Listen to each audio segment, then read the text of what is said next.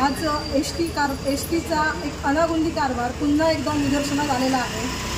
ह्याची जी 10:30 वाजता इथून सुटणारी पिकुळे उसप तू परत पिकुळे अशी परतीची याची जी 10ची फेरी होती, ती गाडी पॅसेंजरच्या देवळापासून संपूर्ण पिकुळ्याचे पॅसेंजर गोळा करून वाकारीकडे उतरून ती गाडीची जी फेरी होती ती पुन्हा जी पिकुळ्याला यायला पाहिजे होती ती न येता परस्पर वाकारीकडून दौडा मारला आली।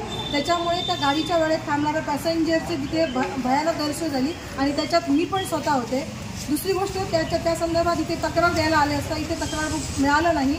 शोधाशोध केल्यानंतर जवळजवळ 1 तासाभरानंतर तक्रार बुक मिळालं आणि हा जो प्रकार आहे ह्याच्या गाडीच्या बाबतीत तो वारंवार म्हणजे 1-2-4 वेळा असा घडलेला आहे चतुर्थीपासून। कारण ती गाडी फक्त पिकवायसाठी होती, ही गाडी पुन्हा उसपला दिल्यामुळे बऱ्याच अंशी ही जी आहे ती गैरसोय होते आणि असं न करता ह्याची जो MB गावडे हे जे चालक आणि वाहक दोघेही नवरा बायको होते, कोण आहेत तर फक्त नावं कळलेली आहेत, तर त्यांच्यावर ST डिपार्टमेंटने कठोर कारवाई करावी। कारण आज जर त्या ठिकाणी एखादा पेशंट असला असता किंवा एखाद्याचा परीक्षार्थी विद्यार्थी असला असता तर तिथे त्या विद्यार्थ्याचं नुकसान झालं असतं। कारण पावसाळी दिवस असल्यामुळे म्हणजे कोणाच्या बाईकवरून येणं शक्य नव्हतं। त्याच्यामुळे जो कोण आज ड्रायव्हर आणि कंडक्टर होता त्याच्यावर कठोर कारवाई व्हावी एवढीच मी ST प्रशासनाला विनंती करतो। असाच प्रकार जर पुन्हा घडला तर आपली पुढील दिशा कोणती असेल?